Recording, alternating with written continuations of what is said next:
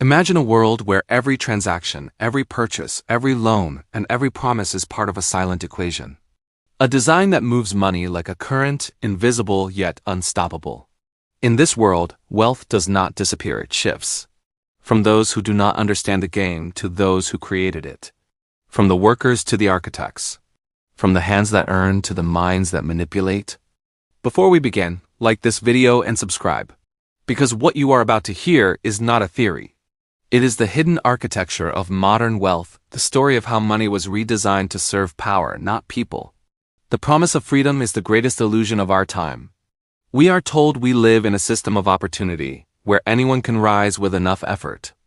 But in reality, most effort feeds a system that is built to keep its creators ahead. The harder you work, the deeper you sink. The more you save, the more you lose. The more you believe in fairness, the more it betrays you. Money, once a symbol of exchange, has become a weapon of control. It dictates choices, defines value, and shapes human behavior. But here's the paradox: the system does not want you to understand how money works. It wants you to trust it. It thrives on faith, not knowledge. Centuries ago, wealth was limited by material. Gold, silver, land, finite resources that could not be printed or multiplied at will. Power belonged to those who controlled supply. But as economies evolved, something profound changed. Governments and banks discovered that control over perception could replace control over substance. They realized they did not need to own all the gold. They only needed to make people believe in the paper that replaced it. The year 1971 marked a turning point. The connection between currency and gold was broken, and money became an idea and abstraction that could expand infinitely. From that moment, the world entered an era where value was created not through production, but through belief. Every dollar since then has been backed not by metal, but by debt and confidence. Debt became the new gold. The system redefined wealth not by what is owned, but by what is owed. Nations borrowed, corporations borrowed, individuals borrowed. Debt created liquidity, liquidity created growth, and growth created the illusion of prosperity. But illusions require energy to sustain them, and the energy comes from you. From your labor, your taxes, your trust in the system. Inflation is not an accident. It is the engine that keeps this illusion alive. It ensures that every year, the past becomes cheaper and the future becomes more expensive. It pushes you to spend instead of save, to borrow instead of wait. It is the silent thief that turns effort into dust. Think of your life in this system. You wake up to earn, you earn to spend, you spend to survive. And you are told this cycle is progress, but every turn of that wheel extracts a cost. Your time becomes currency, your labor becomes collateral, and your attention becomes the product. You are not outside the economy, you are inside its bloodstream. The system rewards movement, not meaning. It values speed over substance, speculation over stability. Markets rise not because production grows, but because credit expands. Every boom is built on borrowed time.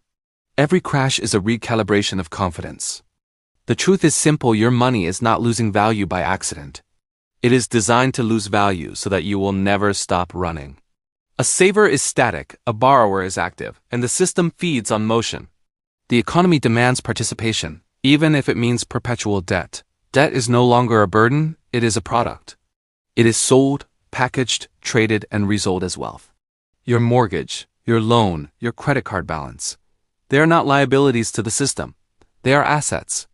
You pay interest, the banks sell your promise, investors buy your future. You become a walking yield. Technology has only refined the mechanism. Every digital transaction is a data point, every data point a signal, every signal a tool for prediction. The surveillance economy ensures that every decision you make, what you buy, where you go, how long you wait, is fed into algorithms that learn how to sell your next choice. You are not only a consumer, you are the consumed.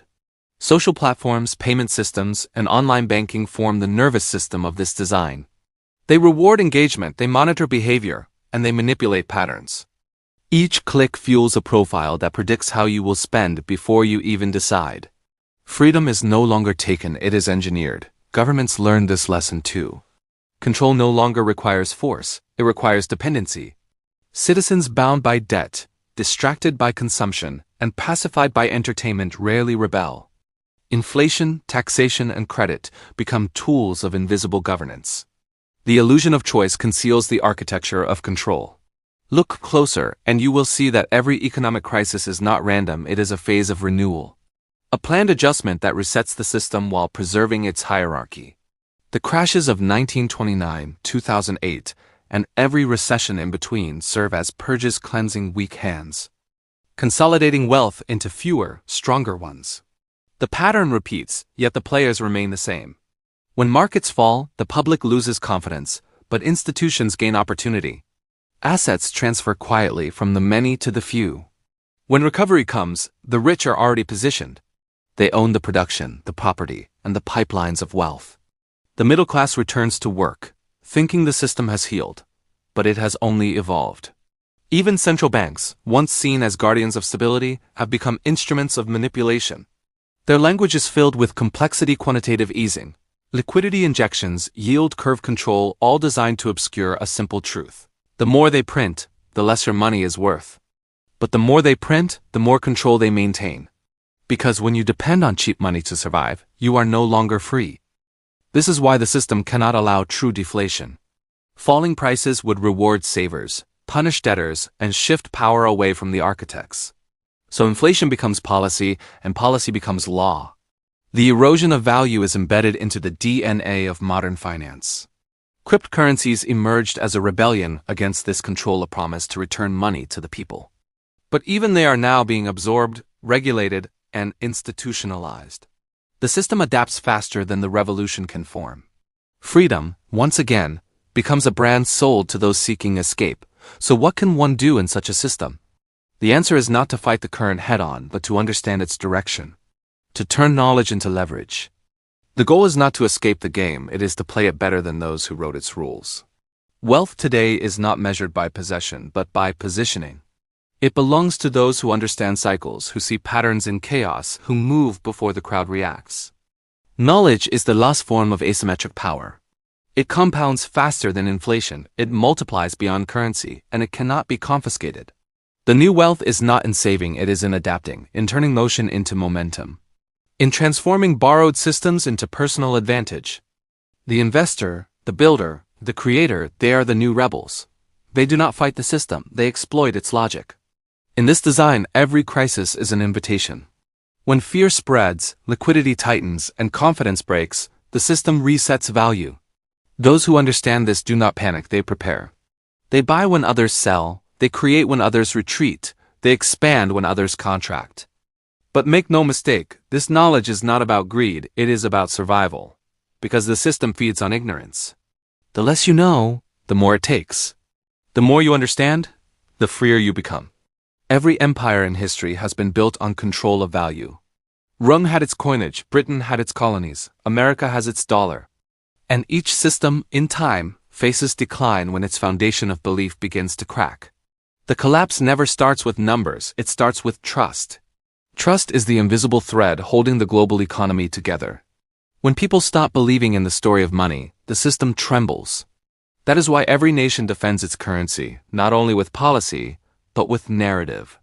You are not just told to trust money, you are told to trust what it represents. Progress, stability, identity. But history shows that no system of value lasts forever. Every monetary regime ends in transformation. The gold standard, the paper age, the digital era, all transitions of control, not liberation. The names change, the rules adjust, but the hierarchy remains. The question is not whether this system will change, it is when and how. The signs are already visible. Rising debt, shrinking trust, increasing inequality, and technology advancing faster than regulation. The architecture is reaching its natural limit. What follows may not be collapse in the old sense, but reconfiguration. A new order where money becomes entirely digital, programmable, traceable. Central bank digital currencies will be presented as convenience, but they will be tools of surveillance and precision control. Every transaction logged, every behavior tracked, every dissent identified. Freedom in the future will not disappear in one day. It will fade through convenience.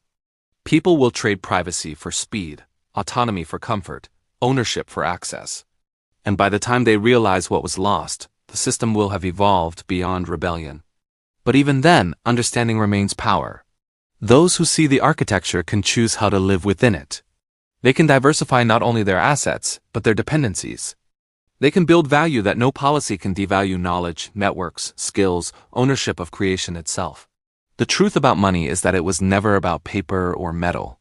It has always been about energy, the transfer of human will.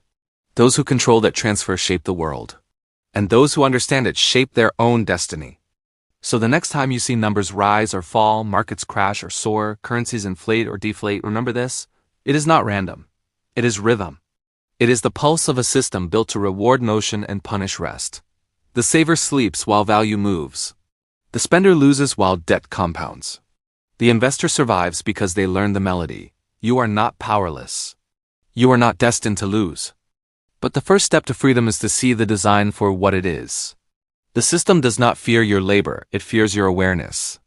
Money may move faster than ever, but understanding moves deeper. And once you understand, no policy, no bank, no inflation can take that from you.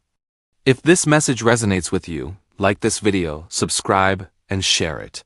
Because awareness is the first currency of freedom.